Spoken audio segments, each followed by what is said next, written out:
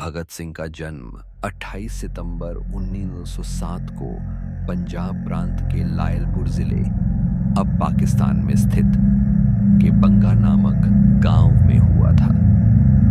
उनके पिता का नाम किशन सिंह और माता का नाम विद्यावती था। भगत सिंह एक संपन्न आर्य समाजी सिख परिवार में जन्मे थे, जो देशभक्ति और क्रांतिकारी गतिविधियों से जुड़ा हुआ था।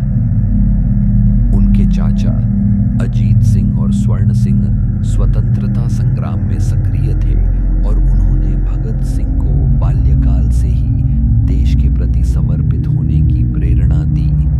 जिस दिन भगत सिंह का जन्म हुआ, उसी दिन उनके पिता और चाचा जेल से रिहा हुए थे। इसलिए यह दिन पूरे परिवार के लिए दोहरी खुशी का अवसर बन गया।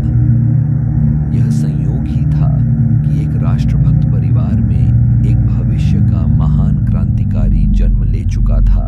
भगत सिंह की प्रारंभिक शिक्षा गांव के स्कूल में हुई। इसके बाद वे लाहौर के DAV स्कूल में पढ़ने लगे। यहाँ उन्हें आर्य समाज के विचारों का गहरा प्रभाव मिला। खासकर स्वामी दयानंद सरस्वती की किताब सत्यार्थ प्रकाश ने उनके सोचने के तरीके को प्रभावित किया। किशोरावस्था में ही भगत सिंह ने ब्रिटिश शासन के अत्याचारों को देखकर यह समझ लिया था कि भारत को स्वतंत्र कराना जरूरी है। जलियांवाला बाग हत्याकांड 19 ने भगत सिंह के मन पर गहरा असर डाला। उस समय वे मात्र 12 वर्ष के थे, लेकिन उन्होंने अपने स्कूल से छुट्टी लेकर जलियांवाला बाग जाकर उस स्थान की मिट्टी अपने साथ लाई, जहां सैकड़ों निर्दोष भारतीयों को जनरल डायर के आदेश पर गोली मार दी गई थी। इस घटना ने उनके मन में अंग्रेजों के खिलाफ गुस्सा भर दिया और यही वह क्षण था जिसने उन्हें देशभक्त की ओर मोड़ा। भगत सिंह केवल स्वतंत्रता सेनानी नहीं थे, वे एक विचारधारा थे। उनका जीवन यह संदेश देता है कि सच्ची आजादी सिर्फ सत्ता परिवर्तन नहीं, बल्कि सामाजिक, आर्थिक और मानसिक क्रांति से ही आती है। 1924 में भगत सिंह कानपुर आए। यहाँ वे गणेश शंकर विद्यार्थी के प्रताप अखबार से जुड़े और पत्रकारिता के माध्यम से अपने विचार व्यक्त करने लगे। यहीं पर उन्होंने राम प्रसाद बिस्मिल, अशफाक उल्ला खां और चंद्रशेखर आजाद जैसे क्रांतिकारियों के कार्यों से प्रेरणा ली। उनका मानना था कि स्वतंत्रता केवल विनम्र याचिकाओं से नहीं मिलेगी, इसके लिए संघर्ष और बलिदान आवश्यक है। भगत सिंह ने 1928 में लाहौर में दोबारा नौजवान भारत सभा को सक्रिय किया और चंद्रशेखर आजाद के नेतृत्व में SRA से जुड़ गए। इस संगठन का लक्ष्य था ब्रिटिश साम्राज्य का अंत और समाजवादी गणराज्य की स्थापना। भगत सिंह अब विचारधारा के स्तर पर गांधीवादी अहिंसा के विपरीत एक संगठित सशस्त्र संघर्ष के पक्षधर बन चुके थे। 1928 में साइमन कमीशन भारत आया, जिसे सभी राजनीतिक दलों ने ब्लैक कमीशन कहकर विरोध किया। लाहौर में लाला लाजपत राय ने इस विरोध का नेतृत्व किया। 30 अक्टूबर को जब प्रदर्शन हो रहा था, तब ब्रिटिश पुलिस अधिकारी जेम्स A स्कॉट के नेतृत्व में प्रदर्शनकारियों पर बर्बर लाठीचार्ज हुआ। इस हमले में लाला जी गंभीर रूप से घायल हो गए और 17 नवंबर को उनकी मृत्यु हो गई। यह घटना भगत सिंह के हृदय में आग की तरह धधक उठी। उन्होंने प्रण किया कि लाला जी की मौत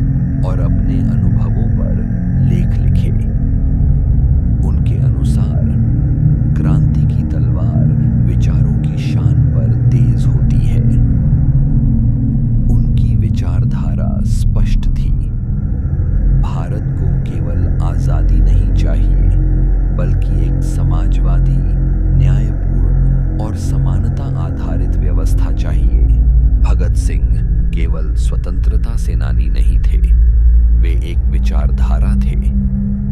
उनका जीवन यह संदेश देता है कि सच्ची आजादी सिर्फ सत्ता परिवर्तन नहीं, बल्कि सामाजिक, आर्थिक और मानसिक क्रांति से ही आती है। वे मात्र 23 वर्ष की उम्र में अमर हो गए।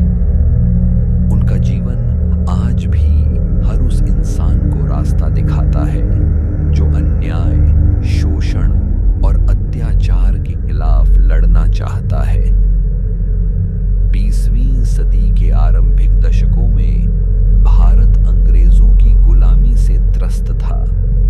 जहां एक ओर महात्मा गांधी के नेतृत्व में असहयोग और सत्याग्रह आंदोलन चल रहे थे, वहीं दूसरी ओर कुछ नौजवान क्रांतिकारी भी थे जिनका मानना था कि आजादी सिर्फ अहिंसा से नहीं, बलिदान और प्रतिरोध से भी मिल सकती है। इन्हीं में सबसे प्रमुख नाम था शहीद ए आजम भगत सिंह। अब हम आते हैं उस दिन पर, 22 मार्च 1931, जो भगत सिंह, राजगुरु और सुखदेव की जिंदगी का अंतिम पूरा दिन था। यह दिन केवल 3 व्यक्तियों का अंत नहीं था, बल्कि उस क्रांति का प्रतीक था जिसने लाखों लोगों को स्वतंत्रता की मशाल थमा दी। लाहौर सेंट्रल जेल की दीवारों के भीतर सन्नाटा पसरा हुआ था। जेलर और अफसर असहज थे। वे जानते थे कि जिन 3 युवकों को वे फांसी पर चढ़ाने जा रहे हैं, वे केवल बंदी नहीं, बल्कि जनता के नायक हैं। भगत सिंह, जो कि हमेशा मुस्कुराते रहते थे, आज भी शांत चित्त थे। उन्होंने दिन भर किताबें पढ़ी, जिनमें लेनिन की जीवनी प्रमुख थी। मार्च को शाम को तीनों दोस्तों ने एक दूसरे से लंबी बात की। उन्होंने अपने जीवन के लक्ष्य पर चर्चा की, गीत गाए और भविष्य के भारत की कल्पना की। भगत सिंह ने कहा, हमें डर नहीं है, मौत से असली मौत वो होती है जब इंसान जीते हुए भी मर जाए। उनका मनोबल अद्भुत था। जेलर तक ने यह बात मानी कि इतनी हिम्मत और स्पष्टता किसी कैदी में नहीं देखी। 22 मार्च 1930 की रात जैसे जैसे आगे बढ़ रही थी, लाहौर सेंट्रल जेल का वातावरण भारी होता जा रहा था। जेल की दीवारों पर सन्नाटा पसरा था, लेकिन 3 कोठरियों के भीतर शब्दों की चिंगारियां उठ रही थीं।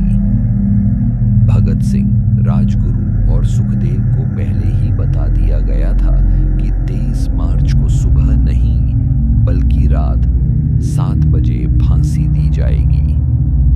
यह ब्रिटिश सरकार की चाल थी। वह जनता के गुस्से से डरती थी। वे नहीं चाहते थे कि हजारों लोग जेल के बाहर इकट्ठे होकर विरोध करें। भगत सिंह की अंतिम रात में एक किताब उनके साथ थी, Lenin on the day of his death. यह किताब उन्होंने अपनी कोठरी में पूरी पढ़ी। जैसे ही जेल अधिकारी उन्हें फांसी के लिए लेने आए, उन्होंने किताब बंद की, मुस्कुराए और कहा, wait a while comrade, one revolutionary is meeting another. यह वाक्य केवल एक क्रांतिकारी का नहीं, बल्कि दार्शनिक चेतना का भी परिचायक है। उनके लिए लेनिन, मार्क्स, भगवत गीता या कुरान सब इंसाफ और न्याय के साधन थे। तीनों साथ बैठे उन्होंने एक गीत गाया, मेरा रंग दे बसंती चोला। सरफरोशी की तमन्ना अब हमारे दिल में है। ये केवल गीत नहीं थे, ये उनके संकल्प, उनकी आत्मा की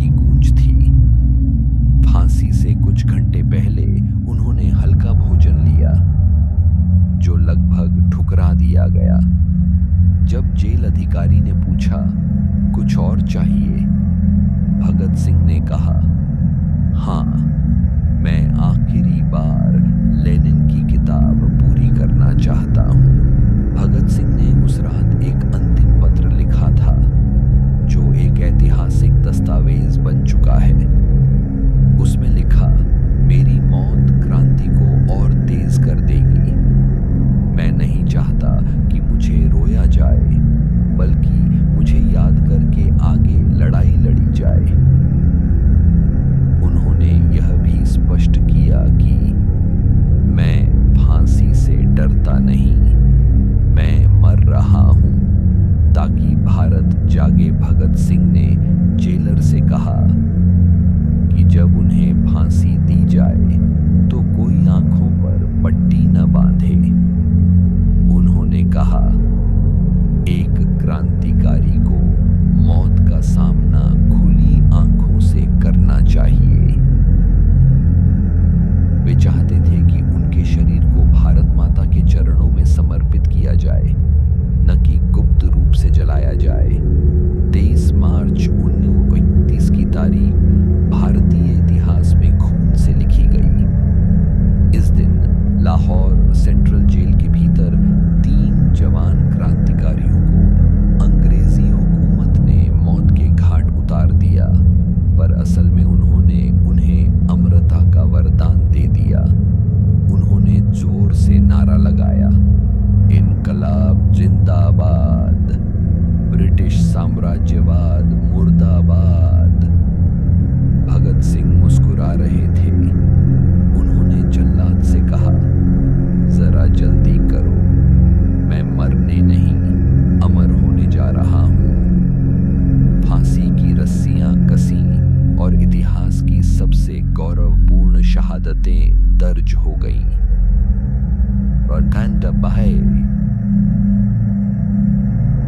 की रात जब भगत सिंह, राजगुरु और सुखदेव की चिताएं लपटों में बदल रही थीं, तब केवल 3 शरीर नहीं जल रहे थे।